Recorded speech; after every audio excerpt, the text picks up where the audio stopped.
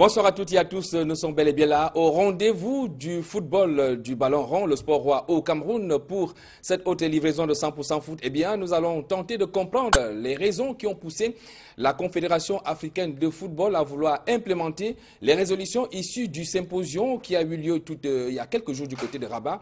C'est la capitale du Maroc et ça sera en 2019. 2019, c'est l'année retenue pour la prochaine organisation de la Coupe d'Afrique des Nations.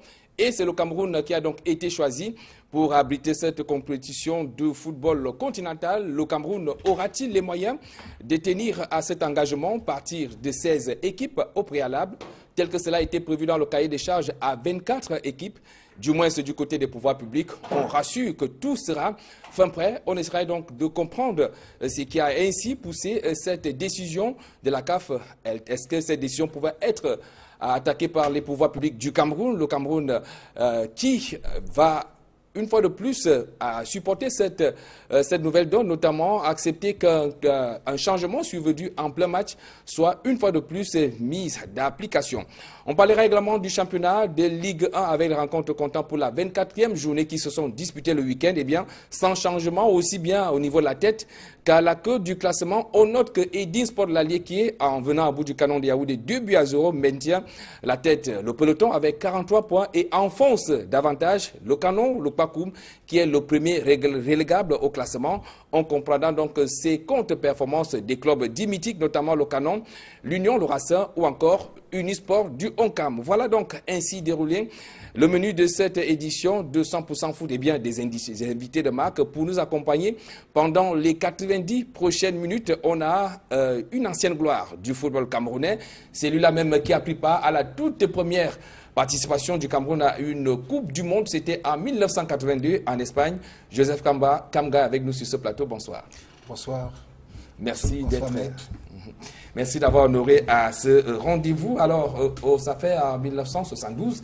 Je ne sais pas si vous avez déjà intégré la tanière des Lions indomptables, mais cette date nous rappelle la toute première fois que le Cameroun organisait une Coupe d'Afrique des Nations. Et en 2019, on annonce, c'est quand même une bonne nouvelle pour vous. Une très bonne nouvelle. Vous savez, d'abord en 72, on n'a pas eu cette chance de remporter la Coupe. On était éliminé en demi-finale.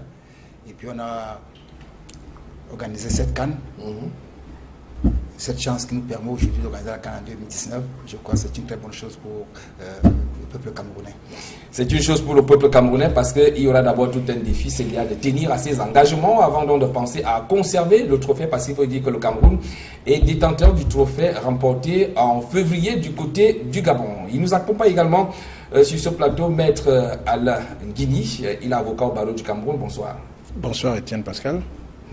Bonsoir à tous ceux qui nous regardent. Alors, puisque vous êtes juriste, et je vais donc commencer par vous, cette décision de la CAF qui a donc fait couler beaucoup d'encre et de salive au sortir donc du symposium de Rabat. C'était plus précisément le 20 juillet dernier. Eh bien, la Confédération africaine de football a donc décidé d'apporter quelques changements au niveau de du football de la CAN, notamment sa compétition et même les cahiers des charges. Alors, on dit que le Cameroun va habiter la compétition en 2019. On parle de 16 pays, tels que c'était prévu lors du premier cahier des charges. Cette fois-ci, on parle de 24. Est-ce que sur le plan juridique, le Cameroun avait les moyens d'attaquer cette décision, ces changements survenus à la dernière minute comme ça là, par la CAF? Oui, effectivement, il y a une question qui se pose. Est-ce que le Cameroun peut ou il doit? Est-ce qu'il peut effectivement porter plainte, c'est-à-dire se plaindre de ce que les règles ont été changées en cours de jeu, si vous me permettez l'expression, ou alors est-ce qu'il doit le faire? Je crois qu'il peut. Et je pourrais vous donner peut-être les raisons, si vous le voulez bien. Je pourrais vous donner les raisons. Voilà, le temps pour vous faire effectivement comprendre, parce que le problème, quand on se plaint, c'est qu'on a un préjudice. On subit un préjudice. Et quand vous subissez ce préjudice, effectivement, vous avez toute la latitude de pouvoir vous plaindre de ce qui a pu vous causer ce préjudice. Mais alors, comment comprendre donc cette attitude des pouvoirs publics qui semblent être des victimes résignées, parce qu'on a suivi les sorties des pouvoirs publics, on n'a nullement perçu nulle part où il y avait une quelconque possibilité que le Cameroun puisse quand même attaquer cette décision de la CAF, ces réformes. Non, mais c'est pour ça que je me suis permis de dire tout à l'heure, est-ce qu'il peut ou s'il le doit? Ça veut dire que pouvoir, ça veut dire que vous avez effectivement des moyens, ça veut dire la possibilité de le faire, et si vous avez, ou alors devoir, si vous avez l'obligation de le faire. C'est un problème d'opportunité. C'est-à-dire que pour l'instant, effectivement, les règles ont été changées. C'est quelque chose qui est tout chaud, tout nouveau, qui vient d'arriver. Maintenant, pourquoi se plaindre si on peut effectivement organiser et que les conditions qui ont été prises, si elles nous arrangent, il n'y a pas de raison de se plaindre. Mais par contre, on pourrait le faire si par extraordinaire, je dis bien par extraordinaire,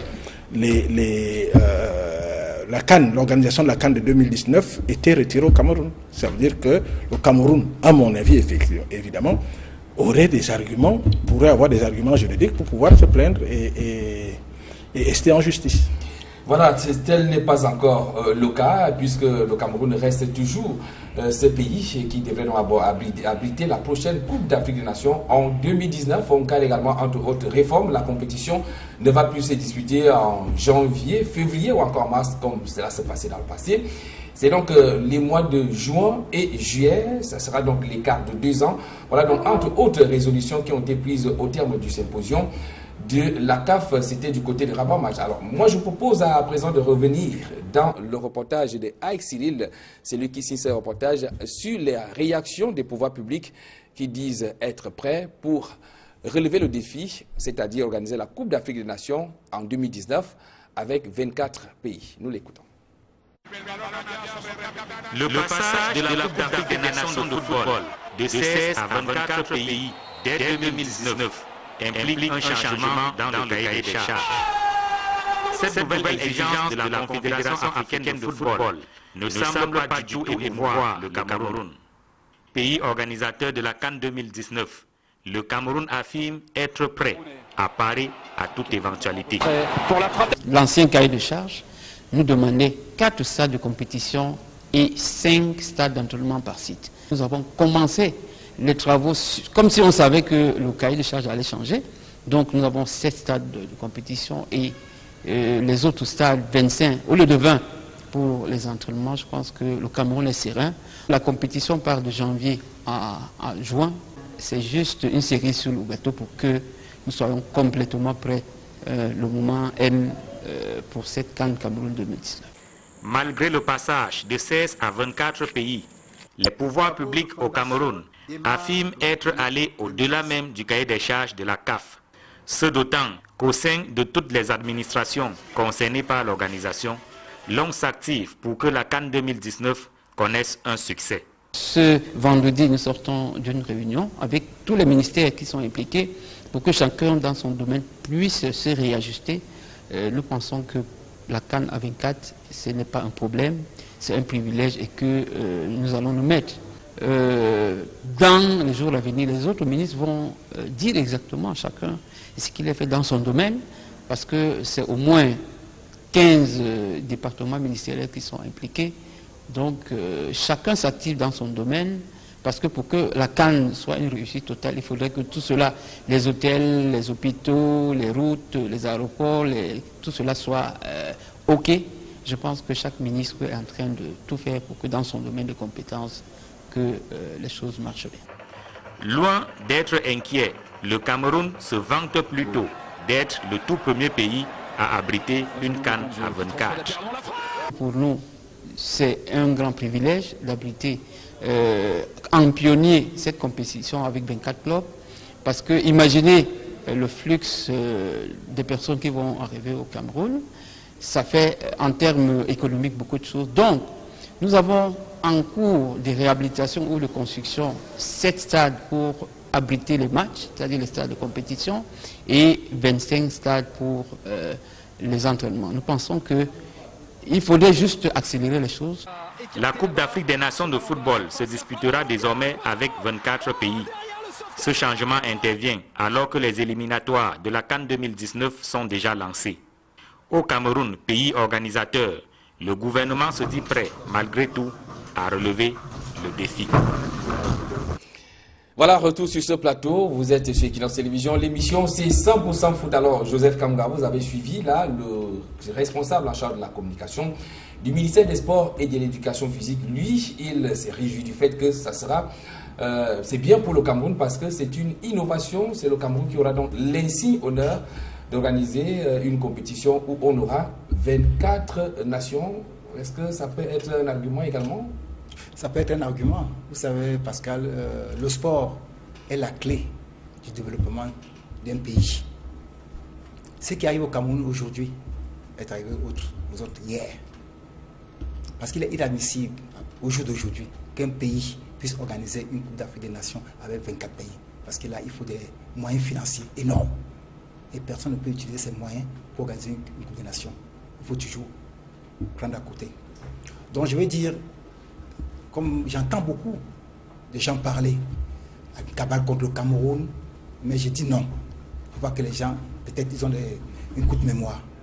Je me rappelle que le Maroc devait organiser la CAN. Ils ont demandé le report. Ils n'ont pas refusé. En 2015. En 2015, ils ont demandé le report. Ils ont refusé. On a retiré la compétition pour donner à la Guinée, qui était déjà disqualifiée. Personne n'a rien dit. Le U17, on a retiré à Madagascar pour donner, je crois, au Gabon. Personne n'a dit un mot. Le football a perdu sa valeur. Il faut le reconnaître. Aujourd'hui, comme on le dit au quartier, c'est de la mafia. 24 pays. On n'aura plus... Mais pourtant que c'est plus de pays. Hein. Pour ce qui est de la Coupe du Monde, pour être plus précis, c'est 52 nations qui est de la Coupe du Monde. Mais la compétition est toujours assez relevée. Est-ce que peut-être à ce niveau, vous ne trouvez pas plus que cette réforme va plutôt permettre à ce que le continent puisse avoir lors de sa Coupe d'Afrique des Nations tous ses meilleurs footballeurs, parce qu'entre juin et juillet, ça sera quand même la période des congés, la période de la pause et de la trêve au niveau des différents championnats européens. À cette période-là, il n'y a rien à dire.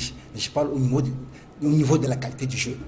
Le président de la CAF veut faire plaisir à ses amis qui l'ont voté pour monter à 24 pays. Alors, non. Vous trouvez que passer de 16 à 24 pays, il y aura un problème au niveau de la qualité du jeu? De la qualité du jeu, il y aura un problème au niveau de la qualité du jeu. Pour jouer l'Euro à 24 pays, ils ont passé 4 ans. Même chose pour la Coupe du Monde qui va se jouer en 2022. On ne peut pas dire aujourd'hui en 2018 qu'il faudra 24 pays pour 44 pays pour jouer la Coupe du Monde. Non, non, je ne pense pas. Je crois qu'il faut revenir dans les bases et savoir ce que l'on veut. Le football a perdu sa valeur au niveau africain, à tous les niveaux. D'accord, là c'est le point de vue de l'ancienne gloire que vous êtes, Joseph Kamga. Alors, maître Alain Guini, moi je vais davantage rester sur l'aspect juridique de cette décision de la CAF qui a apporté certains réajustements que les amoureux du ballon et d'autres observateurs ont apprécié, mais où le bas blesse, c'est ce qui, si on peut appeler une sorte de coup bas qu'on est en train de vouloir faire au Cameroun, et que c'est même déjà appliqué. Le Cameroun qui devait organiser une Coupe d'Afrique des Nations avec 16 pays avait déjà pris des dispositions pour cela. Alors, dès l'entame de ce programme, on parlait des possibilités. Le Cameroun peut-il attaquer cette décision de la CAF? Oui, effectivement. Le moins qu'on puisse dire, c'est que c'est une décision que je qualifierais, et c'est les mots que je choisis, un peu incongrue. Parce que comment pourrait-on penser qu'en 2014, je crois, qu'on ait confié l'organisation de la CAN de 2019 au Cameroun, et que pour cela, il y a eu un cahier des charges qui a été établi, signé, où les différentes parties s'engageaient effectivement à respecter un certain nombre de conditions pour pouvoir le faire. Et qu'en cours de route, c'est-à-dire que 3 ans après, et à pratiquement 18 mois ou 2 ans, si on est large, à 2 ans de l'organisation de cette CAN, qu'on change les règles. C'est-à-dire que les mots me manquent Alors, quels sont les éléments, les arguments juridiques dont dispose le Cameroun pour pouvoir, pourquoi pas peut-être essayer de se faire justice, si on peut le dire ainsi, puisque c'est un pays maintenant qui va revoir, peut-être doubler ses charges et même ses dépenses par rapport à l'organisation de cette Coupe d'Afrique des Nations en 2019. Le principe, c'est que pour qu'on organise, on vous confie et il y a un cahier de charges que vous devez respecter. Et vous vous engagez à le respecter. Ce qui veut dire qu'il s'agit donc là d'une convention, d'un contrat signé entre la CAF et le pays organisateur. À partir donc de ce moment, il s'agit donc, on peut dire qu'il y a un contrat. Et en droit, il y a un adage qui dit pacta sunt veranda. Ça veut dire que les conventions se doivent d'être respectées. C'est une locution latine qui est de très grande portée et qui proclame la force obligatoire du contrat. Avec sous-entendu les deux corollaires, c'est-à-dire l'immutabilité des conventions, c'est-à-dire que les conventions se doivent d'être respectées telles quelles par les parties qui ont signé la convention.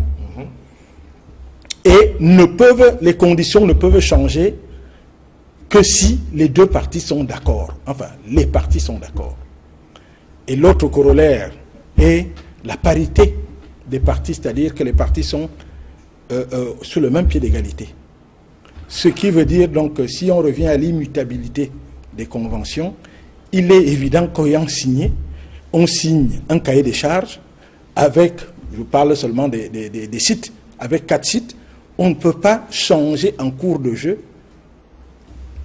On part de 4 à 6. Ce qui veut dire qu'il est évident que ça a un surcoût. Quand on dit 4 et qu'on dit 6, on doit compter 6 stades.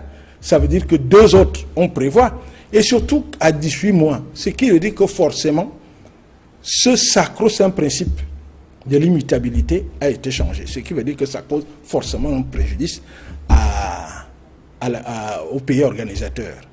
Mais on a l'impression que ce pays organisateur n'est pas conscient de tous ces arguments que vous venez de prévaloir, parce que de façon tacite, il faut nous dire ainsi, c'est comme si les pouvoirs publics, on a d'ailleurs suivi les réactions tout à l'heure, ont adoubé cette décision de la CAF et acceptent de relever le défi en 2019.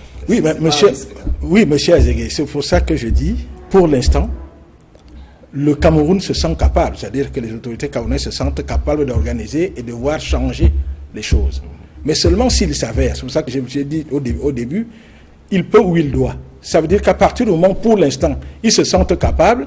En tout cas, il y a une équipe de la CAF qui viendra, une équipe d'inspection de la CAF qui viendra ensemble. Je suppose que les autorités camerounaises et les dirigeants de la CAF vont s'en ces différentes conditions. D'abord, les nouvelles modalités. On présentera à nouveau un cahier des charges. Je crois que pour l'instant, on suppute. Mais pour l'instant, on n'a pas encore réellement dit ce qui sera. On sait qu'il y aura 6 sites. On sait qu'il y aura plusieurs autres terrains d'entraînement, et puis les autres conditions sur le plan de la santé, sur le plan du transport, sur le plan de l'hébergement. Voilà. Ce qui veut dire que par rapport au site. Donc, je suppose que quand les équipes de la CAF vont arriver, elles vont inspecter et vont évaluer la possibilité qui revient au Cameroun de pouvoir organiser cette compétition. Maintenant, quand elles vont évaluer, je suppose que la partie camerounaise va également est en train, parce que je crois que le dirigeant, le communicateur du ministère de la Jeunesse et des Sports nous a dit qu'il y avait effectivement des réunions qui se tenaient entre les différents ministères qui sont préoccupés, soit tant sur le plan sportif que sur le plan infrastructure routière ou hospitalière. Je crois que tout sera fait. Et on posera nos conditions. Si, au bout, la CAF estime que le Cameroun ne peut pas organiser, alors là, on est en droit, c'est ça que je vous dis. On aura donc l'obligation de devoir le faire.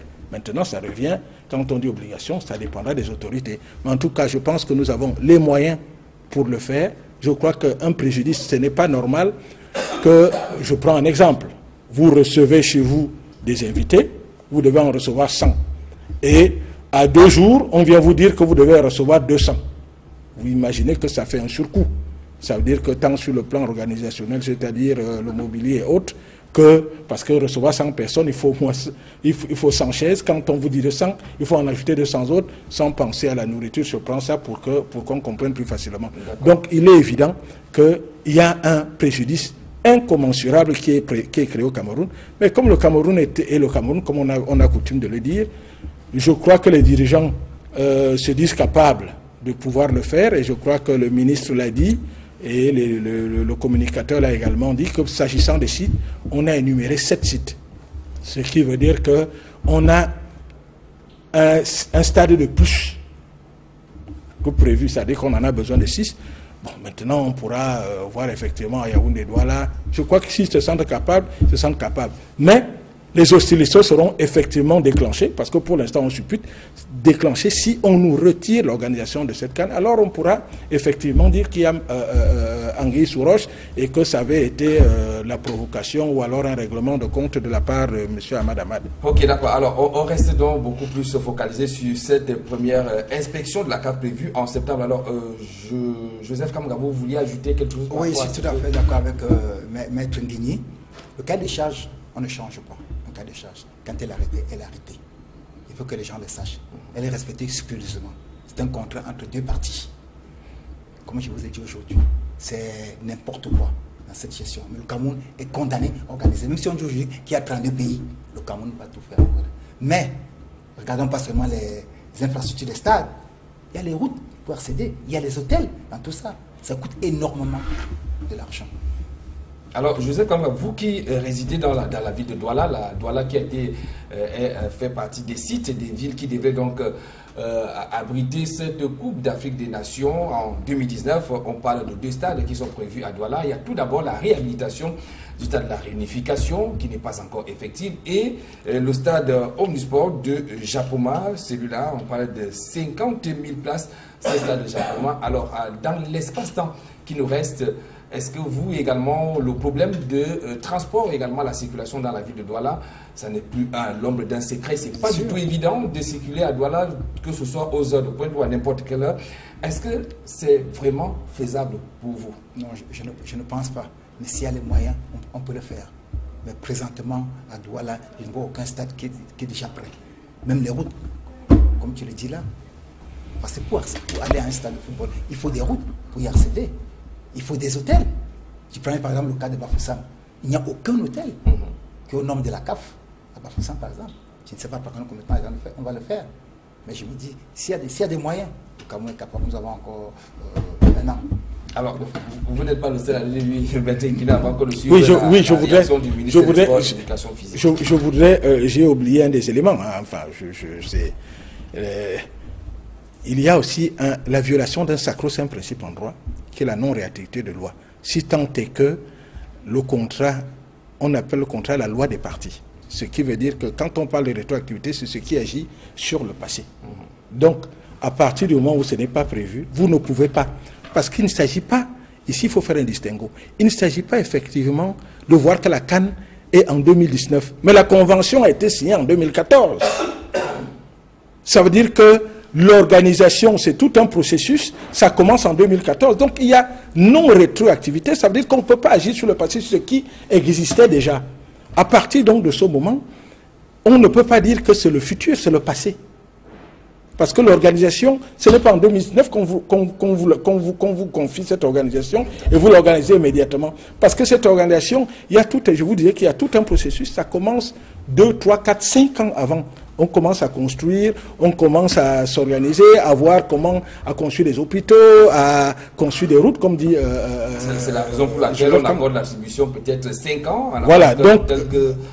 c'est le cas du Cameroun, c'était en 2014, vous l'avez mentionné tout à l'heure, donc c'était 5 ans, bien avant qu'on arrive à échéance. Alors, je vais donc vous proposer de suivre les assurances du ministre des Sports et de l'Éducation physique, Pierre Ismaël Bidonpat, qui, lors d'une sortie du côté de Yaoundé, c'était le 18 juillet dernier, faisait bien savoir que sur les 32 stades qui seront donc construits, seulement 21 sont en construction ou en réhabilitation. Donc, sur les 32 stades, 21 sont en construction et en réhabilitation. Mais il disait tout de même que le Cameroun sera prêt pour abriter cette compétition en 2019. Nous l'écoutons dans ce reportage une fois de plus de AXIV. Sur les 32 stades à fournir pour la CAN 2019, 11 sont déjà disponibles.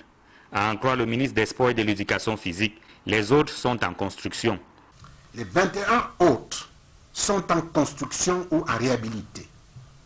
Parmi ceux-ci, 14 sont à réhabiliter. Reste 7 à construire.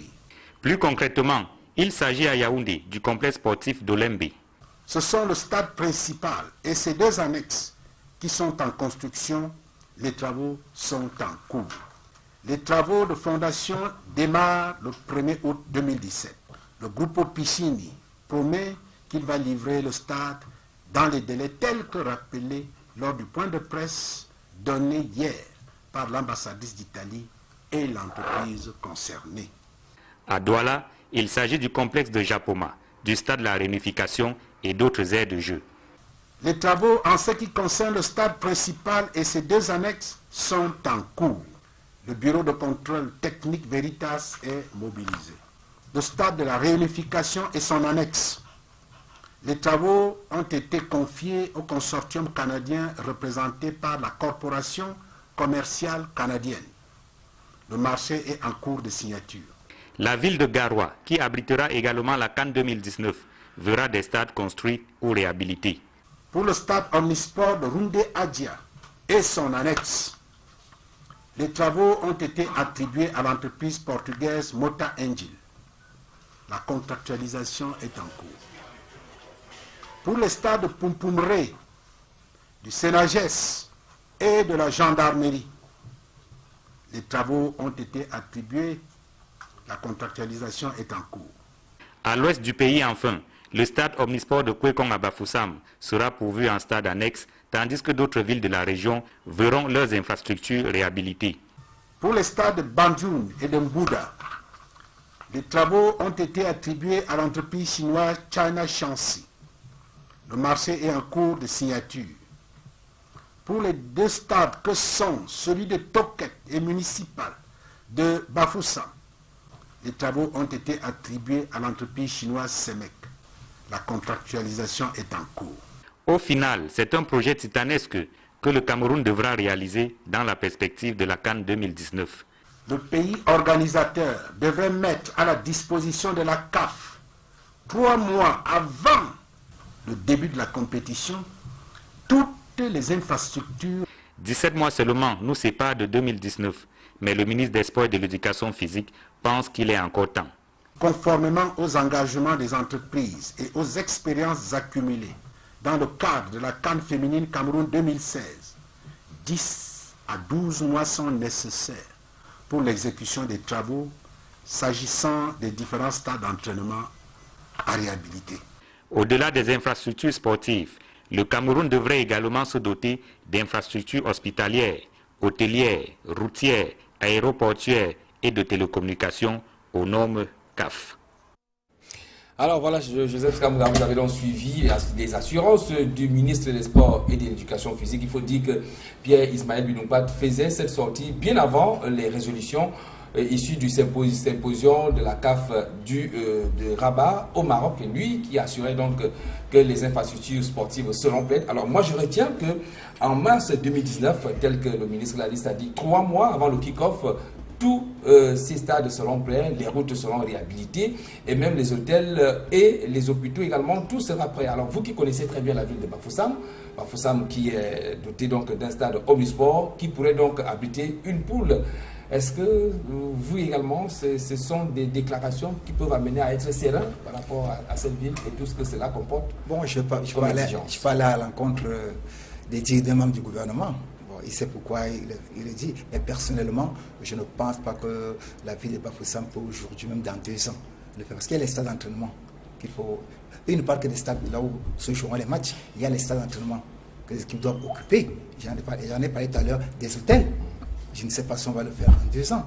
Bon, si le ministre l'a dit, il sait pourquoi. Moi, je lui fais confiance quand même, membre du gouvernement.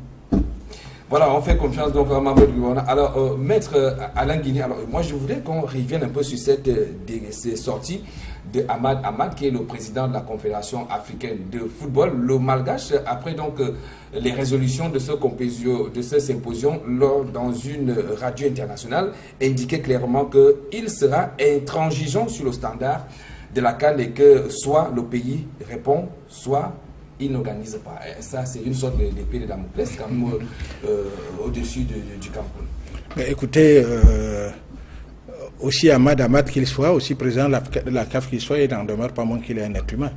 C'est-à-dire qu'il le décide et il n'est pas Dieu, ce que je veux dire. Ce qui veut dire qu'il peut commettre des erreurs. Et à partir du moment où il commet des erreurs, nous sommes, et c'est pour ça que je disais, nous avons la possibilité de poursuivre Hamad et la CAF si un préjudice nous est causé.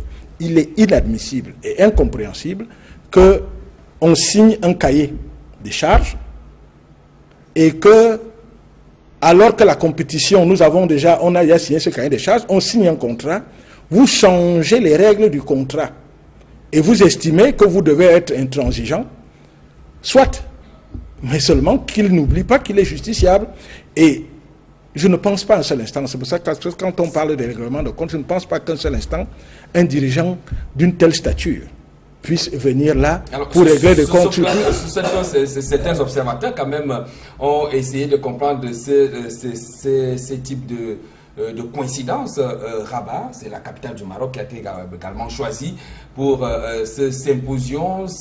Symposium, autant pour moi, c'est également le Maroc qui souhaite organiser la Coupe d'Afrique des Nations en 2019. C'est ce même Maroc qui a vu quand même le président de la Fédération marocaine de football être quand même membre de la commission de désignation de l'organisation de la Coupe d'Afrique des Nations. Ça fait quand même beaucoup de coïncidences. Oui, ça peut faire des coïncidences, mais pour l'instant, je ne crie pas au complot. Parce qu'il faudrait, pour cela, que le Cameroun ne puisse pas organiser. Je vous ai dit tout à l'heure qu'il s'agissait d'une incongruité. Il est inadmissible, tout au moins sur le plan juridique, qu'on change les règles, qu'on signe un contrat et qu'on ne respecte pas. À partir du moment où vous signez une convention et que vous ne respectez pas les règles, vous êtes sanctionnable. Ça, c'est évident. Maintenant, il faudra qu'on s'accoutume à ça. Il faut qu'on arrête de penser que parce qu'on est une autorité et qu'on ne se soumet pas aux lois. Et je vous ai dit que le contraire à la loi des partis, vous ne pouvez pas changer les règles en cours, vous ne respectez pas, et vous venez vous imposer en disant que vous allez être intransigeant. Si vous êtes intransigeant, il y a des instances juridictionnelles qui sont là pour vous sanctionner, et pour le ramener au niveau où il est, c'est-à-dire qu'un être humain qui a certes des responsabilités, qui se doit de respecter, parce que la loi, elle est applicable à tous, et même à lui. C'est-à-dire alors qu'il ne pense pas qu'il est un super président et quelqu'un qui n'est pas justiciable du tout. C'est-à-dire qu'il est un dirigeant qui se doit de bien organiser. Il faudrait le dire. Il vient après Issa Hayatou. Issa Hayatou est entré dans l'histoire. Ce n'est pas parce que je suis camerounais que je le dis, mais je crois que les faits sont là pour le dire. Et lui, il a intérêt à entrer dans l'histoire. Il ne va pas entrer dans l'histoire en commençant des querelles au Cameroun ou à je ne sais pas quel pays. C'est-à-dire qu'à partir donc de ce moment, il se doit de bien gérer. Le moindre acte qui condamnera la CAF est un acte de mauvaise gestion. Ce qui veut dire que si par extraordinaire, on retire la CAN, l'organisation de la CAN 2019 au Cameroun, nous n'en sommes pas encore là. Nous n'en sommes pas encore là, mais nous disons seulement que il ne faudrait pas qu'on se fie aux paroles de ce monsieur. Il y a des règles en tout cas, que tout le monde se doit de respecter. Il y a tout un arsenal juridique qui a la disposition du Cameroun en cas de cette éventualité. Alors, je dirais Pascal, il faut aussi ajouter un peu d'eau dans son moulin pour dire que c'est comme ça que fonctionne la CAF. Ne disons pas qu'avec la MAR, il est contre le Cameroun, non. Vous savez que pendant que Issa Hayatou était là, au moment de faire les élections, quand il fallait élire le président de la CAF, il y a notre ami ivoirien qui a posé sa candidature. Ils ont fait une réunion entre eux, ils ont dit non. Pour être président, il faut être membre du bureau exécutif. Donc du coup, il est à côté. Les gens n'ont rien dit. C'est ça qui continue, vous voyez que c'est la mafia au niveau du football maintenant. Venez changer les règles. Parce que comme je vous dis, on ne modifie pas. Le cahier de charge, ça ne se fait nulle part. Ils arrivent, ils disent bon, on doit jouer à 24 à quelques mois de la compétition. C'est impensable. Le Cameroun est condamné. Ils se disent, bon, parmi tous les moyens, n'importe comment, nous allons organiser la CAN. C'est comme on arrive à une compétition. On joue la première, deuxième journée. Après, on dit, bon, il n'y a pas de carton rouge pour la suite de la compétition. Non, c'est impensable. Mais si vous permettez, Étienne Pascal, je ne voudrais, c'est pour ça que je ne voulais pas crier au complot. Parce qu'il est fort possible, je vous ai dit qu'il y a une mission d'inspection qui viendra, qui présentera certainement les nouvelles conditions du cahier des charges. Et je suppose que quand quelque chose est bien géré, parce qu'il faut dire que la CAN est l'une des compétitions les plus importantes au monde. C'est-à-dire après la Coupe du Monde, les Jeux Olympiques et je crois le championnat d'Europe. Donc, c'est quelque chose qui vaut son pesant d'or.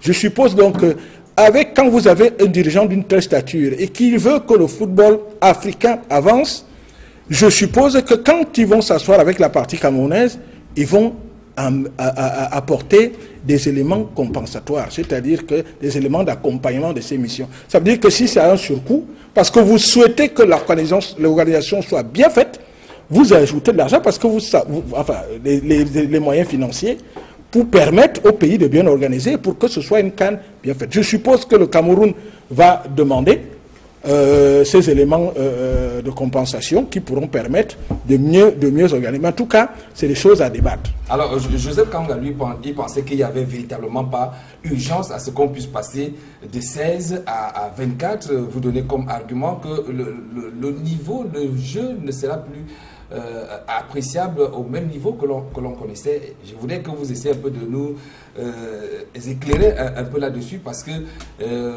vous donnez l'impression que quand il y a plusieurs équipes qui participent, plus le niveau est bas. Bon, pourquoi on doit d'abord passer à 24? C'est la question qu'on va se poser. Le président de la CAN veut faire... Vous trouvez qu'on veut calquer un peu le style européen sur le continent africain? Il ne faut pas toujours copier. Nous aussi, les Blancs aussi peuvent copier ce que nous faisons. Pas toujours voir ce que les Blancs font. Il a demandé que nous jouions à 24 parce qu'il fait plaisir à ses amis qui l'ont voté. Le niveau ne sera plus le même si nous jouons à 24. Moi, Joseph Kamga, aujourd'hui, président de la CAF, on revient à 8 pays. Vous allez voir le football. 8 pays. 8 pays. Maître Odinga, vous semblez ne pas toujours partager, Maître Odinga, autant pour moi, vous semblez ne pas peut-être toujours partager ce point de vue de Joseph Kamga. Je ne sais pas, je dis, en tout cas, ça a été présenté comme une avancée. Mais est-ce que c'est une avancée? Ce qui est certain, c'est qu'une avancée, c'est une avancée sur le plan quantitatif, mais il reste à voir si c'est une avancée sur le plan qualitatif. Mais toujours est-il que il est dommage par rapport aux mesures qui ont été prises qu'on fasse une sorte de mimétisme sur bête et idiot, parce que les Européens y sont allés et que nous, effectivement, comme disait Joseph Kamga, il y a un problème il y a des raisons électoralistes, c'est-à-dire que satisfaire des gens qui vous ont élus, et comme on disait que toutes les équipes, les petits pays veulent effectivement participer, soit, mais il est également un conseil, il faut pouvoir le dire, c'est qu'il y a une sorte de nivellement des valeurs.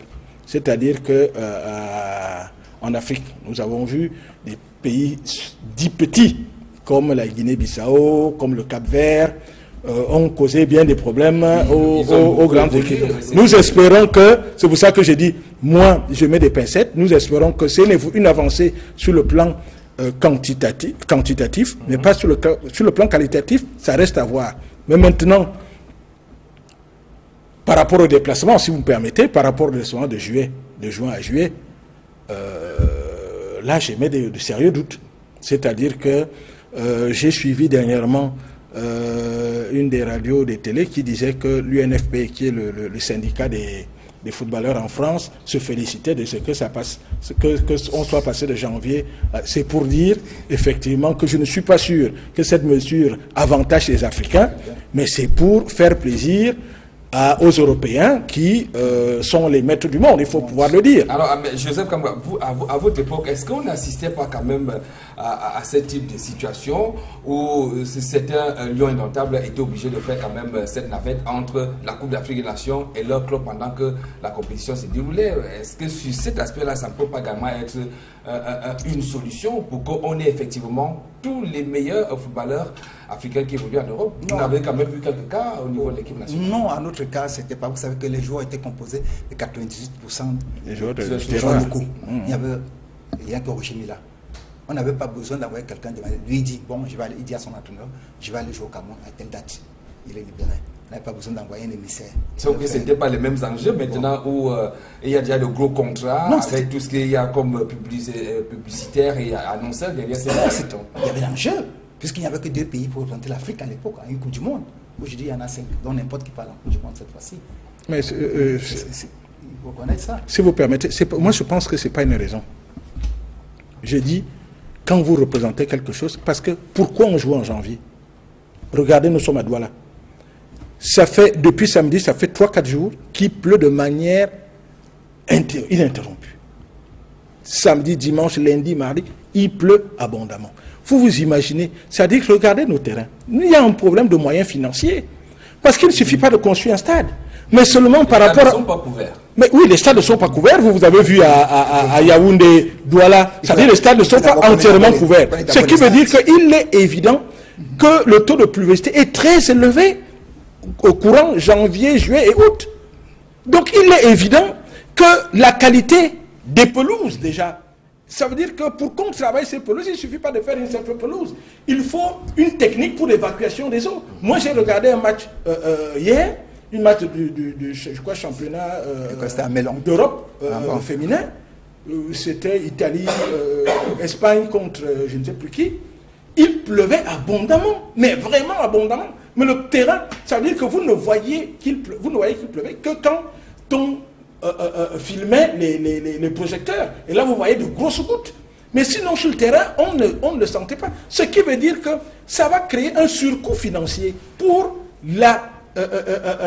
édifier de belles pelouses susceptibles de faire évacuer sans que l'eau ne stagne. Ce qui veut dire donc que, pour moi, il est évident qu'on voulait faire plaisir au président de la FIFA, qui est un Européen, et qui estimait que il est préférable qu'on s'aligne. Et ce n'est pas évident, parce que, je vous dis, Eto'o, pour ne parler que de lui, Drogba, eux, ils sont toujours venus.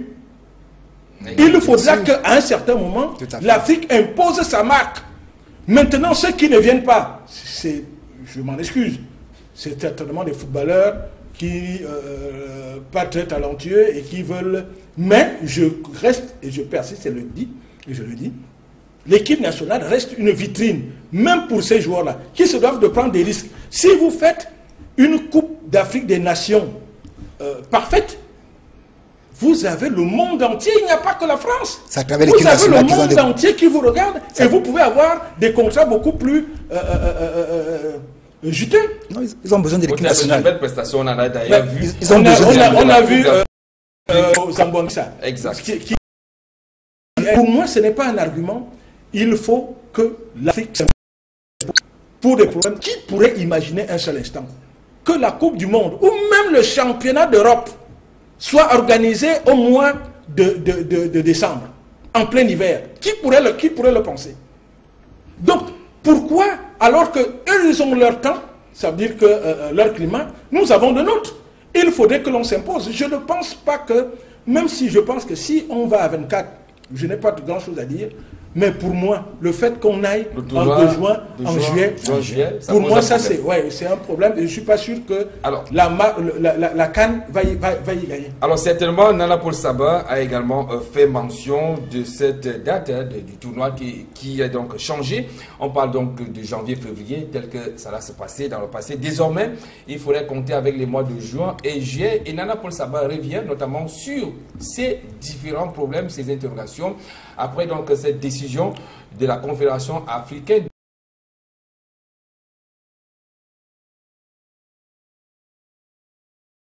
de football qui va habiter cette compétition en 2019. Nous l'écoutons. Comme un seul homme, y compris Abdourahmane Hamadou Baba, farouche opposant aux dirigeants actuels de la FECAFOOT, les Camerounais ont vigoureusement protesté contre la décision de la CAF de changer arbitrairement le cahier des charges de la CAN 2019. Mais le temps de la colère est vite passé Et du coup, le gouvernement et les autorités footballistiques, après un court moment d'hésitation, ont décidé de faire, contre mauvaise fortune, bon cœur. Une nouvelle posture qui trahit une certaine fierté, voire un certain orgueil, face au malgache Hamad, le nouveau président de la CAF, accusé de vouloir se venger à tout prix et à tous les prix de son prédécesseur Issa Hayatou. De toutes les façons, le Cameroun a décidé de montrer qu'il peut se surpasser pour atteindre la barre désormais placée très haut. Bien loin de la polémique, le gouvernement s'est engagé à respecter à l'aveuglette le nouveau cahier des charges. Nous disons à l'aveuglette parce que ce cahier des charges n'est pas encore rédigé. Cependant, l'on sait que le nouveau cahier des charges sera plus lourd, avec 24 équipes à loger, 6 stades à construire ou à mettre aux normes de la CAF, des infrastructures aéroportuaires, routières, hôtelières, hospitalières à mettre aussi à jour. Un chantier titanesque à livrer dans 20 mois. 3 ans après avoir brillamment gagné l'organisation de la CAN 2019, Yaoundé a dormi sur ses 2 oreilles. Dans le premier cahier des charges, un seul des 3 stades à construire, celui de Bafoussam, est sorti de terre. Le nombre de stades étant passé de 4 à 6, les organisateurs vont devoir engager une véritable course contre la montre. Le président de la FECAFOOT et le ministre des Sports multiplient des discours pour rassurer. Sauf que le temps n'est plus au discours, mais à l'action. Jean sur le ballon, passe à David, lui passe en métal. Jean passe sur la gauche, David remet le ballon, je passe pour Guidon qui presse 1, 2, 3 et qui remporte. Il n'y a pas de football sans 33 Export. 33 Export, supporter numéro 1 du football. Eh bien, j'apprécie particulièrement cette chute de Nana Paul Sabin. Il n'y a plus de place au discours, place maintenant à l'action. Joseph Kamga, ce que Nana Paul Sabin a relevé dans ce reportage est quand même assez édifiant en ce qui concerne ce changement de programme. On l'a déjà dit avec notre cahier de charges et désormais le Cameroun qui va donc devoir redoubler d'ardeur s'il veut être à la quota 2019. On a intérêt. Et puis de ce côté, la CAF aussi devait nous donner des moyens pour accompagner.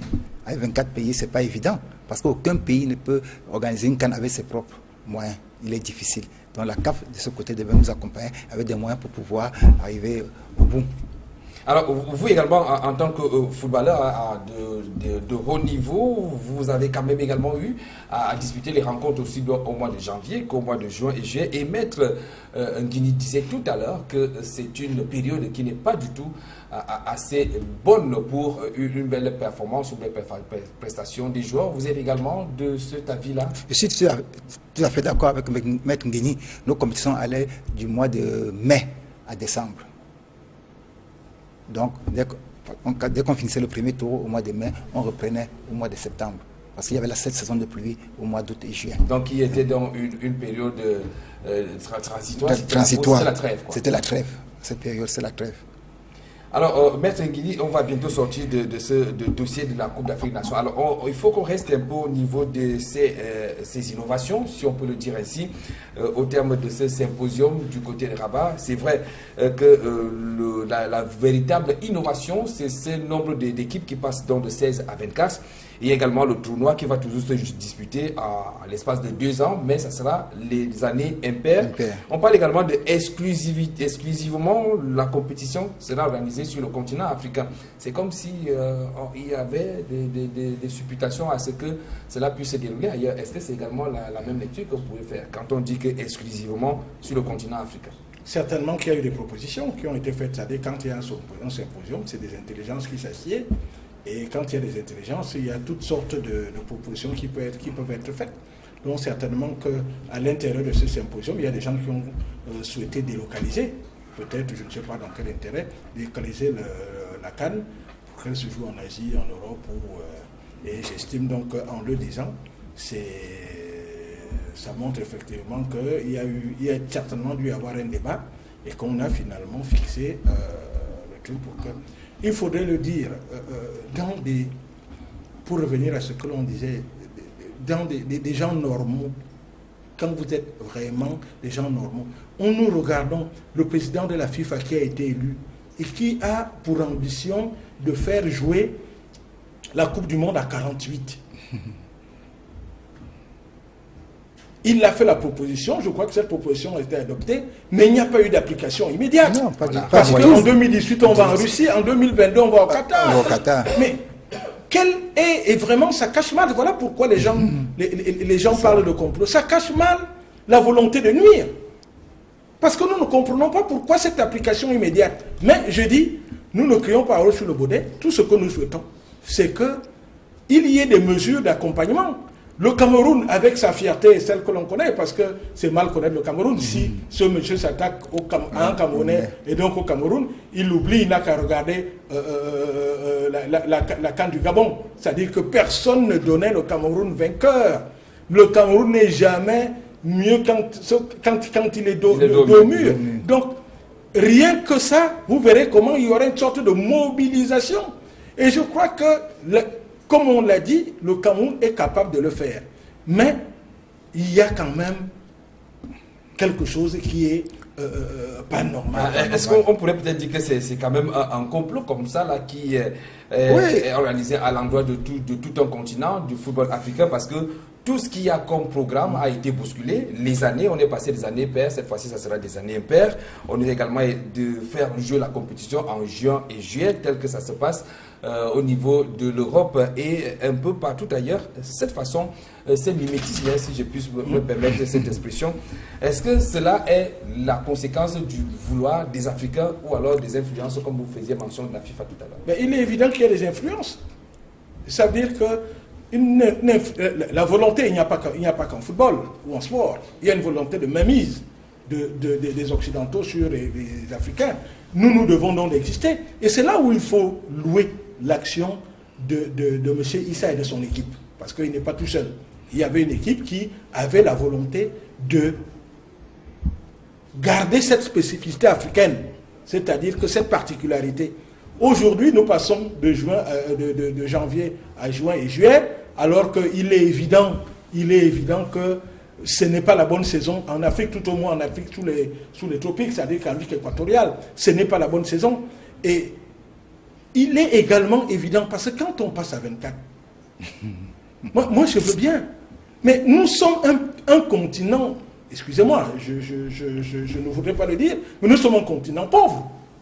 Ce qui veut dire que demander à un pays africain de construire 6 sites et 20 ou 30 centres terrain d'entraînement, c'est vrai. À moins de 2 ans, comme on le demande au Cameroun. Voilà, c'est bien, parce que ça va permettre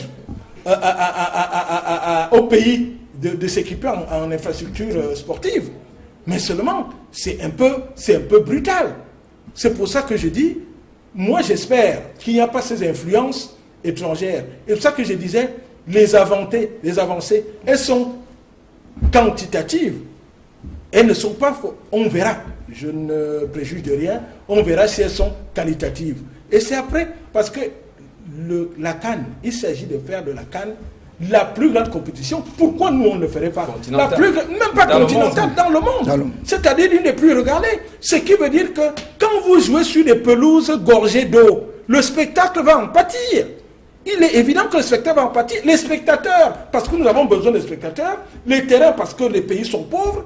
Quand les terrains ne sont pas couverts, ça veut dire qu'il y aura très peu de spectateurs. Donc, je tique sur la période.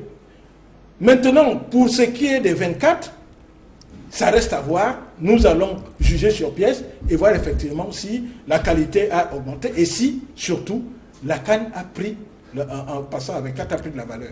Alors, pour augmenter le nombre de pays en euros, ça a pris 4 ans pour augmenter les pays de la Coupe d'Europe. Comme l'a dit Maître tout à l'heure, pour la Coupe du Monde, on n'a pas appliqué à l'immédiat le nombre de pays. Il faut comprendre. Et ces enfants n'auront pas de repos. Ils vont finir le championnat au mois de mai, entamer directement la Coupe d'Afrique des Nations pour recommencer les entraînements dans leur club après. Ils ne seront jamais en vacances. Quelque chose de positif quand même dans cette affaire-là, c'est que le Cameroun va organiser la Coupe d'Afrique des Nations en 2019, après quand même celle qui remonte en 1972. Donc, pour nous, la jeune génération, on aura l'opportunité quand même de vivre cette grande messe de football africain. C'est bien beau, c'est bien beau d'organiser. Il est pour le moment, il faut toujours le pays organisateur de cette Coupe d'Afrique des Nations en 2019. Non, on va le faire en 72. Les deux stades, on l'a construit en un an. Hein. Voilà, en attendant bien évidemment la première commission de l'inspection de la CAF qui est donc prévue chez nous en septembre prochain.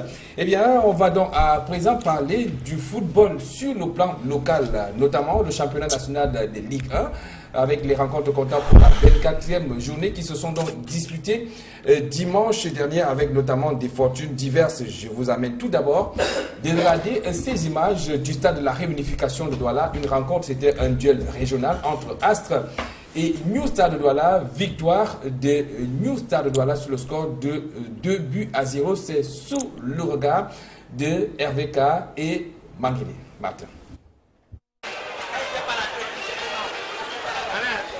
Le derby de la ville de Douala a tenu la promesse des fleurs.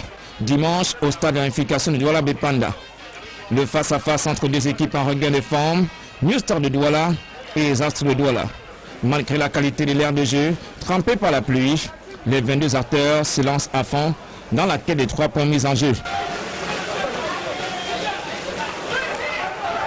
Après une demi-heure de jeu équilibré, c'est à la 40e minute que Kouamile débloque la situation pour New Star de Douala sur une action splendide.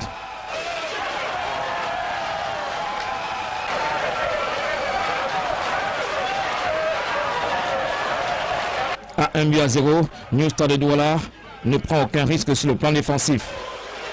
Les poulains de Ndiam Laurent, plus volontaires sur l'air de jeu, avancent allègrement dans la surface de vérité des Brésiliens de Bepanda.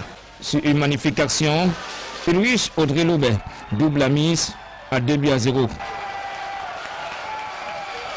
New Star de Douala confirme sa bonne santé par ce succès dans la cuvette de Bepanda.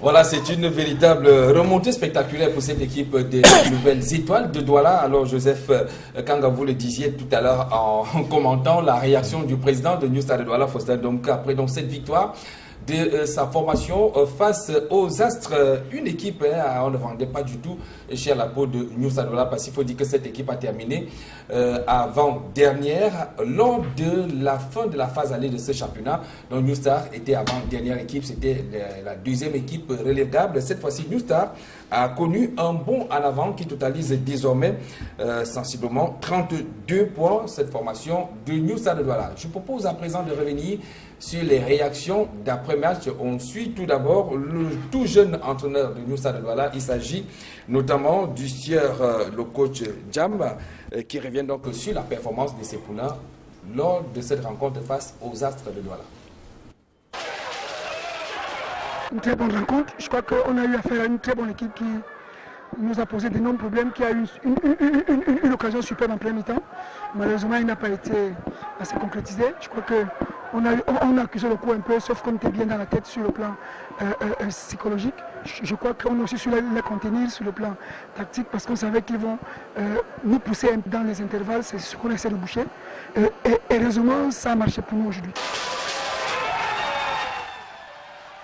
Eh bien, depuis que Laurent Jam est donc sur le banc de touche de New Star de Douala, les choses semblent aller pour le meilleur des mondes donc, de ce côté de la formation de New Star de Douala. Alors, vous avez certainement dit que Joseph Kamba, vous ne suivez pas très régulièrement le championnat camerounais, mais vous connaissez quand même le responsable, le patron de cette équipe de New Star de Douala. On peut quand même mettre à son actif cette transformation de ces poulains depuis le début de la phase retour du championnat élétoral. Non, je suis très content quand même que New Star est remonté. Moi, j'ai quand même confiance en donc que c'est un président qui a quand même d'expérience. Le fait que Douala n'ait que 3 clubs, ça nous embête un tout petit peu. Nous souhaiterions avoir souvent 3 matchs à Douala, mais je crois qu'il a fait un très bon et ça encourage le public d'aller au stade. Vous me disiez également tout à l'heure que Maître Alain Guinée fut un excellent footballeur quand vous étiez jeune. Alors, les Astres Douala, quand même, c'est une équipe expérimentée parce que les Astres, ça fait un bon bout que cette équipe est en championnat d'élite, mais une équipe qui connaît quand même des moments assez difficiles. La preuve en est cette défaite à domicile. Donc, il faut également comprendre que ce sont des clubs qui viennent d'accéder à Elite One, qui essaient un peu de damer le pion au club dit mythique. Oui, Étienne Pascal, j'ai un problème. J'ai un problème de pas. Quand vous dites équipe, club, j'ai un problème. C'est-à-dire que qu'est-ce qu'on appelle équipe? Qu'est-ce qu'on appelle un club? Au Cameroun, j'ai l'impression qu'il y a des équipes, il y a des clubs, comme on excuse, hein, je ne parle pas fortement. Qu'est-ce que vous allez expliquer la différence? C'est que vous faites entre clubs? Non, je veux dire que pour moi, tout ça, c'est la même chose. C'est-à-dire qu'au Cameroun, les clubs ou les équipes ont la couleur des équipes, ont l'odeur des équipes, mais ce n'est pas des équipes, ce n'est pas des clubs. Qu'est-ce que je veux entendre par là?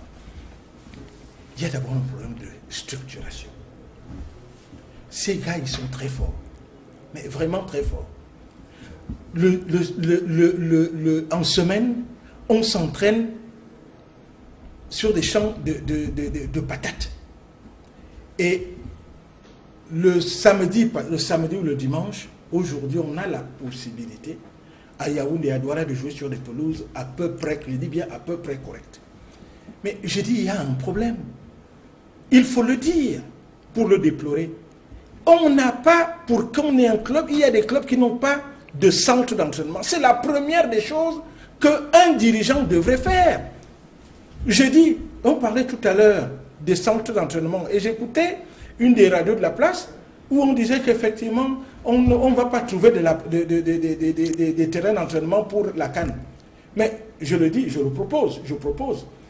Réellement, on n'aurait pas dû avoir ce problème.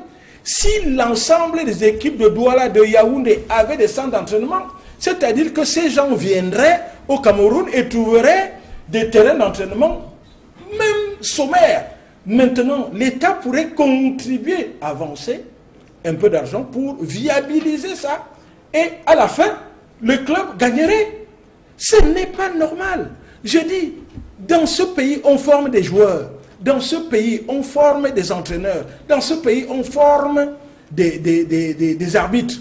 Mais on ne forme pas des dirigeants. Je dis, il y a une clique de personnes. Je ne parle pas du président Domke, qui est au demeurant quelqu'un de très vaillant et de très... compétent, très volontaire. Sauf que tout ce que vous venez de citer là, même son équipe ne dispose pas de... Oui, mais je veux dire que comme je le connais un peu, je crois qu'il a la volonté d'y arriver. Il est inadmissible, je dis bien inadmissible, que des joueurs, le club de tradition n'aient pas de centre d'entraînement. Je dis, il y a une clique de personnes qui ont investi le football camerounais. Ça remonte à 15-20 ans, qui étaient en mal de reconnaissance. Parce qu'ils avaient pris de l'argent, je ne sais pas, à la suite d'un marché, où ils avaient volé un peu, ont pris des équipes, ont découragé l'ensemble des supporters, et ont dit qu'ils pouvaient supporter les équipes, parce qu'on a compris qu'on pouvait vendre des joueurs et gagner de l'argent. Voilà la descente du football camerounais en enfer. Aujourd'hui, ces gens ne peuvent pas regarder les clubs mythiques. Il n'y a plus cet accompagnement populaire. Comme quand, j'allais dire chat, c'est le surnom qu'on lui donnait. Quand Kanga jouait, il a joué à l'Union de Douala, il a joué au Lion de Yaoundé. Il connaît le côté populaire des équipes. Aujourd'hui, Canon Tonnerre, Union, ils ne savent même pas. Vous allez à l'entraînement, vous vous dites, ils ne peuvent même pas s'entraîner. Parce que, je dis, c'est des champs de patates. Maintenant, il revient aux dirigeants d'organiser tout, de créer des centres d'entraînement, de créer ne serait-ce qu'un siège. Il y a des clubs qui n'ont pas de siège.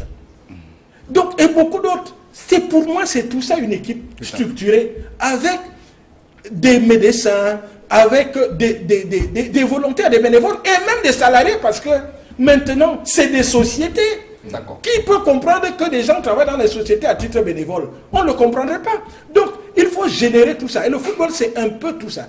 Tant qu'on n'arrivera pas à ça, on verra ce genre de spectacle et le football ne gagnera pas. C'est-à-dire qu'il y a un business il ne sera jamais ambitieux au niveau du Cameroun. D'accord, c'est donc une belle lecture donc, que vous faites donc, de la situation qui prévaut dans les clubs camerounais. Alors je vous propose à la suite de Laurent Djam, l'entraîneur de New Stade de Douala, de suivre cette fois-ci Charlemagne Bongo, le coach malheureux des As de Douala, qui parle beaucoup plus de la maladresse de ces poulains lors de cette rencontre qui les a opposés à New Stade de Douala, rencontre perdue 0 but contre 2 au stade de la réunification de Douala.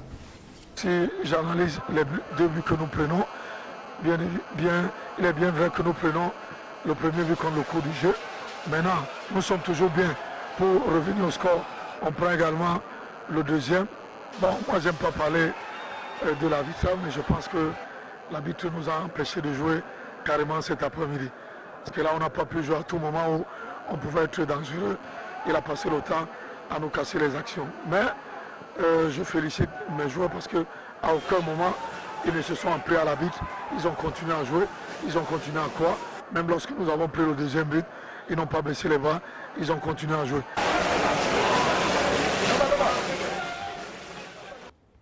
Le président s'est un peu calmé. Autre stade à présent, je vous amène du côté du stade Sénageste de Champs, où l'on a également vécu la rencontre qui a opposé l'Aigle Royal de la Ménois à UMS de Loum, score la partie 1 but partout. Le récit de cette rencontre avec Leclerc Takem. L'on a frôlé le pire ce dimanche au Sénagé du Champ dans le cadre du match de la 24e journée de Ligue 1 opposant Aigle Royal de la Ménois à l'Union Sportive de Loum. C'est d'abord le joueur de UMS, Jules Corny, qui a donné les sueurs froides à la Croix-Rouge. Même scène à offert par l'international tchadien de l'Aigle, Tolbé. L'on va déplorer au passage l'absence d'une ambulance dans ce stade. Heureusement, le spectacle prendra le dessus sur l'anti-jeu. C'est d'abord les visiteurs qui impriment leur marque sur cette main du numéro 12 du rapace de la Ménois Tangana Parfait. L'arbitre accorde un pénalty à UMS.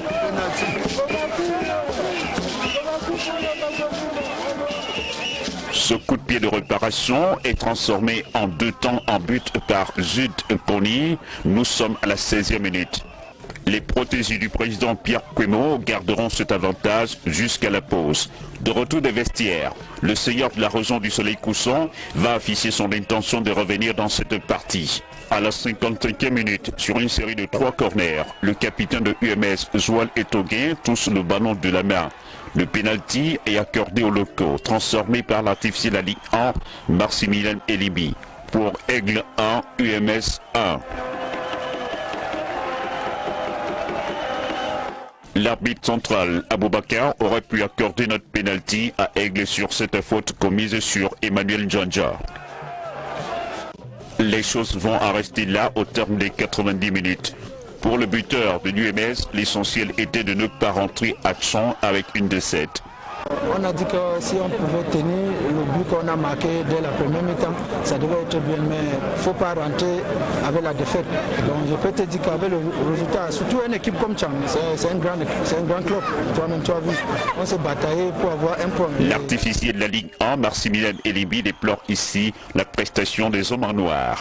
Bon, c'est vrai que c'est un match où on a eu 2 pénaltys refusés, déjà, il faut déjà le noter. Mais bon, ça arrive dans le football, c'est ça la réalité du football, on va faire avec.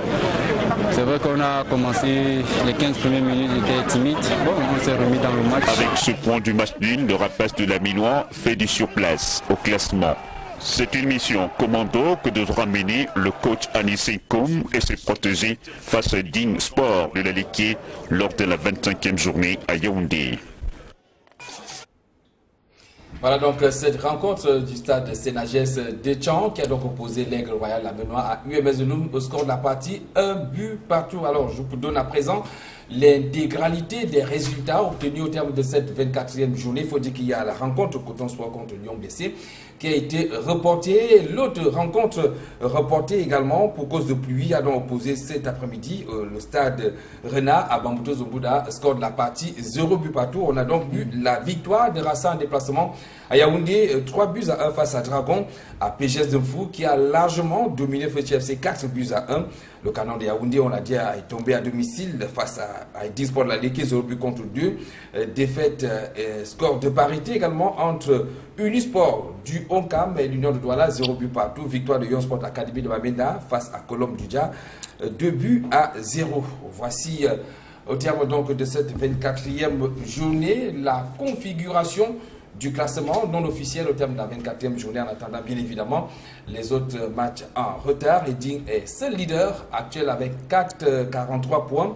Il est suivi par APGS de Fou. On aura donc la configuration du classement tout à l'heure. Ce classement qui place donc Edin, APGS, Yon Sport, UMS Zouloum et Stade Renard comme les 5 premières équipes. Alors, Maître Nguini, vous notez comme nous que Edin, APGS, UMS et Stade Renard, c'est des clubs qui ont à peine 3 ans d'existence en élite et qui occupent le haut du classement.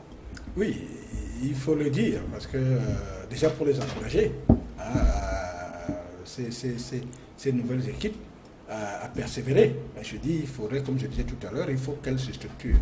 Maintenant, s'agissant, si on parle de ces équipes neuves, et c'est pour déplorer le fait que les équipes dites mythiques, Canon, Union, Racing, restent plutôt les places du classement par le bas.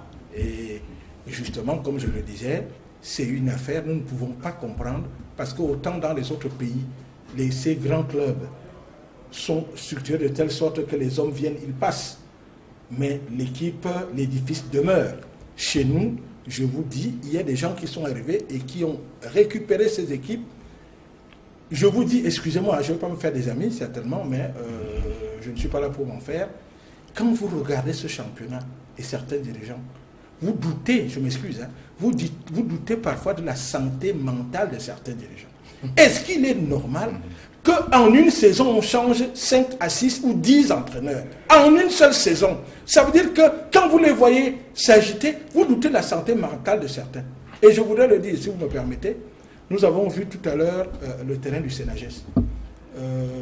J'ai commencé mon école à Tchang. Donc Tchang a une place de cœur, une place importante dans mon cœur.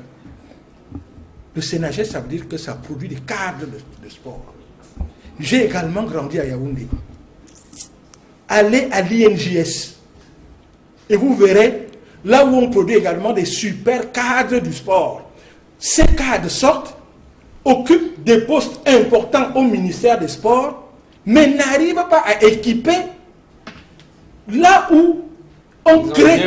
Mais c'est inadmissible. Moi, j'ai été au lycée. Quand vous allez à l'INJS, ils s'entraînent, ça veut dire que par rapport au football, c'est le terrain du lycée Leclerc. Vous imaginez le nombre de cadres qui sont sortis, qui sont partis à la retraite et qui gèrent tout un ministère? Ça veut dire qu'ils ne valorisent même pas leur propre domaine. Ils doivent valoriser leur métier. Il est inadmissible que l'INJS à Yaoundé soit dans cet état. On se devrait d'avoir des superbes structures. Parce qu'ils se feraient des cadeaux à eux-mêmes. Mais il est inadmissible. Je regarde le stade du Sénages. Même pas en grec. Comment voulez-vous que ces gens qui sortent puissent former les autres? C'est inadmissible. Ils vont faire comme les Camerounais. C'est pour dire que le Cameroun a mal dans ses hommes. Je suis le premier malade. Donc je veux me psychanalyser. Je souhaite que tout le monde le fasse. Alors, Joseph Kambouga, moi, je souhaite qu'on reste également au niveau de la performance, au-delà du problème de gestion dont fait mention Maître Nguini. Il y a quand même la performance sur les jeux. Vous avez joué à l'Union de Douala, vous avez remporté plusieurs titres avec ce club mythique, mais on note quand même que la performance de l'Union de Douala est quand même en dents de scie. Pourtant, il y a quand même une organisation assez bien structurée derrière l'Union de Douala. Il faut noter que c'est l'une des équipes qui a un partenaire à lui, qui a son équipementier. Mais comment comprendre que les performances ne suivent pas? Oui, Pascal, pour avoir une grande équipe, il faut avoir d'abord des grands dirigeants. Et puis les joueurs vont suivre après. Ce n'est pas des grands dirigeants, vous ne pouvez pas avoir une grande équipe de football. Bon, le seul problème à l'Union de Douala, aujourd'hui, c'est la stabilité. Il y a 2-3 ans, cette équipe avec une équipe de football à tous les compartiments. Mais quand tu arrives au stade, chaque dimanche, il y a une nouvelle équipe. Il est difficile d'avoir des résultats dans ces conditions. Parce que la stabilité compte. On va toujours parler de notre époque, oui. En 3 ans, on a utilisé 25 joueurs. En 3 ans, à l'Union de Douala. C'est le contraire aujourd'hui. Au sein de l'équipe. Il n'y a plus de joueurs. Il n'y en a plus. Chaque dimanche, quand je vais voir l'Union jouer, 3 clubs différents. Alors, est-ce que ce n'est pas, est-ce que ces clubs mythiques aujourd'hui ne payent pas leur prix, leur victoire d'antan, qu'on est resté beaucoup plus focalisé sur ces victoires d'antan, sans toutefois penser à la structuration à la base de ces équipes. Maître, vous faisiez déjà mention, c'est le cas qui prévoit également dans l'Union au canon sportif de Yaoundé, à Rassa, Unisport, ou alors l'Autonec à la club qui est en édite tout. C'est peut-être parce qu'on est resté beaucoup plus dans le passé avec l'instant glorieux qu'on n'a pas voulu réformer les choses et pour qu'on puisse véritablement être dans le professionnalisme tel qu'on le prône au Cameroun. Oui, je vous ai dit tout à l'heure que le Cameroun avait mal en saison. On peut avoir tout, mais si vous n'avez pas les bonnes personnes aux bonnes places, vous n'y arrivez pas. C'est-à-dire que quand il ne suffit pas d'aimer le football, il faut le connaître. C'est-à-dire que quand vous devenez dirigeant, quel est votre rôle, votre mission? C'est de structurer le club. C'est-à-dire de faire comme les autres. Il suffit, on n'a pas besoin d'aller loin. On regarde maintenant, on a la possibilité de regarder les télés. On sait au moins que un club doit avoir, écoutez, Union de Douala. On appelle le club aux millions de supporters. Je ne sais pas s'ils ont des millions ou 1 million. Mais mettons même s'ils avaient 500 000 supporters à travers le Cameroun, sur les 25 millions, qui payaient 1000 francs, je vous dis, 1000 francs par an. Ça ferait 500 millions. Quel est le Camerounais? Il y en a certainement, mais qui cache. Quel est le Camerounais qui est capable de mettre une équipe 500 millions? Donc c'est un problème d'organisation. Si vous avez envie, vous le ferez. Maintenant, quand on vous donne 500 millions, je vous dis, ce n'est pas aussi difficile que ça. Vous allez à kilomètre 45 aujourd'hui, parce qu'à l'époque, vous pourriez aller à Bekoko comme Kadji Gilbert, vous fendez le truc, vous arrivez quelque part, on vous vend le terrain à 250 francs le mètre carré. Je ne dis pas qu'il a acheté à 250, mais il n'a pas dû acheter certainement à 10 000 francs le mètre carré. Mais toujours est-il que vous allez à kilomètre 45, vous prenez, on vous vend des hectares, 5 ou 6 hectares à 1000 francs, même à 2000 francs le mètre carré. Vous aurez à des sommes, quand vous avez 500 millions, vous apprenez à structurer. Ce n'est pas normal que Union, Canon, Racine, beaucoup d'autres, je vois Léopard, Caïman, qu'il n'ait pas un minimum de structuration. Et tant qu'on ne le fera pas, je vous ai dit, nous devons de nous organiser. On n'est pas plus bête que les autres. Notre problème, c'est qu'on a des gens qui sont en mal de reconnaissance et qui pensent qu'à eux seuls, ils vont faire une équipe. Et évidemment, ça tombe. Parce que je ne vous parle pas de canon ou de tonnerre. Il y a, vous avez vu comment ces clubs se sont liquéfiés. C'est-à-dire qu'ils sont tombés en désuétude au fil du temps. Aujourd'hui, non plus de supporters. Moi, je suis un supporter du Tonnerre Kalara. Je vous dis, quand on en parle, moi, je passe à autre chose. Ce n'est pas parce que je suis né dedans, mais on vous a dégoûté. Je crois que Kanga, et quand eux, ils jouent au football, et on discutait tout à l'heure en off. Quand il y avait un Union Canon, c'était 60 000 à 80 000 spectateurs à Yaoundé. Ça veut dire que c'est toute la ville. Vous sentez comment une ville bouge. Aujourd'hui, ces dirigeants-là, ils avaient les petits moyens. Ça, c'est vrai. Ils avaient les petits moyens. Mais seulement petit à petit, il faut, parce que les gens aujourd'hui, ils n'étaient peut-être pas très brillants au niveau intellectuel, les dirigeants, mais ils étaient volontaires et ils savaient ce qu'ils faisaient. Ils avaient la passion du football. Ils avaient la passion. Aujourd'hui, on a des commerçants qui veulent. On me disait tout à l'heure, Kamga, si vous me permettez, Kamga disait tout à l'heure qu'il va voir l'Union et il voit, s'il va 3 fois, il voit 3 équipes différentes. C'est-à-dire que, qu'est-ce qui se passe? Ça veut dire l'instabilité est due au fait que, à peine un joueur apprend à jongler qu'on le vend. Ce qui veut dire qu'il y a des joueurs, ça veut dire qu'on vend des joueurs à tout bout de champ. Évidemment, il ne peut pas avoir la stabilité. Quand il est pensable, il y a des entraîneurs camerounais qui sont au chômage là. Mais quand on est incapable de lui donner 100 000 francs, vous voulez que ce monsieur vienne s'échiner? Un joueur à qui on est incapable de donner 50 000 francs, il faut un des états généraux du football ou du sport. Il faut une véritable restructuration. Une restructuration et apprendre à ces gens. Véritablement avoir droit à ce championnat que l'on veut professionnel de chez nous. Alors, je vous propose à présent d'avoir ces images, quand même, le Cameroun qui prend également part à une compétition intercontinentale. Ce sont les Jeux de la francophonie, les 18e du genre qui se disputent donc du côté d'Abidjan, la capitale de la Côte d'Ivoire, et le Cameroun ne prend part de ce côté-là avec une équipe de football, l'équipe des juniors du Cameroun lors de leur deuxième sortie dans le groupe. On aura donc les images avec bien évidemment la complicité de la régie. Merci. Donc Cameroun, c'était contre la République du Congo, 2-0.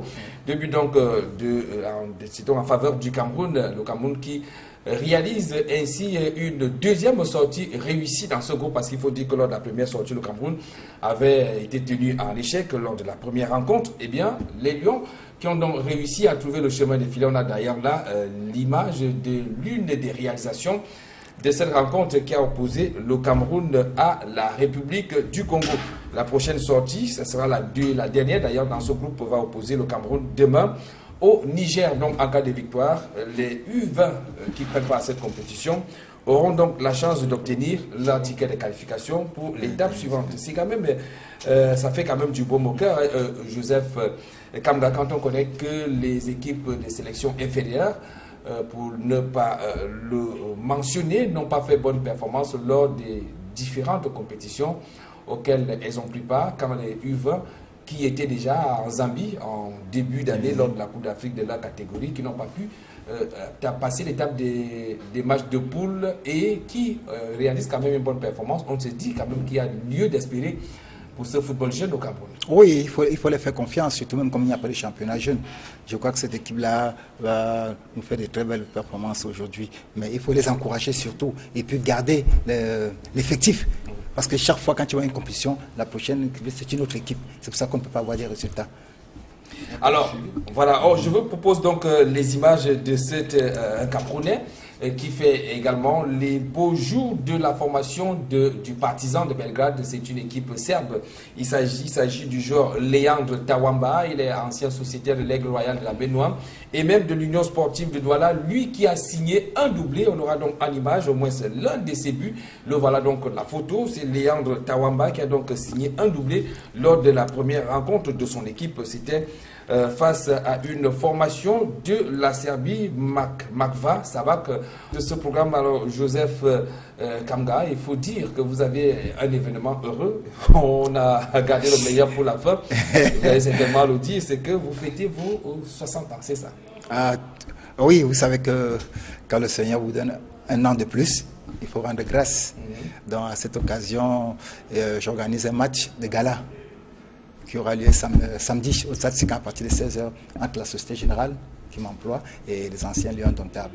Ça a commencé hier par samedi, une actions de grâce à Saint-Paul-de-Nilon qui a été présidé par Monseigneur Paul Niaga, assisté du curé le vicaire Sainte-Monique, l'abbé Lucien, avec le représentant du gouverneur qui était là. Alors on va faire un tour du côté de la région. On revient avant notamment de prendre le mot de fait également de mettre à vous, maître au Guinée, si vous aviez un dernier mot à dire en ce qui concerne quand même la Coupe d'Afrique des Nations, parce que c'est l'actualité majeure au Cameroun. Le Cameroun en 2019, c'est tout le bonheur qu'on puisse souhaiter au Cameroun quand même, de permettre à nous, la jeune génération, de vivre quand même une compétition continentale. Ça va peut-être votre dernier mot, un mot d'espérance et d'espoir quand même pour cette compétition continentale.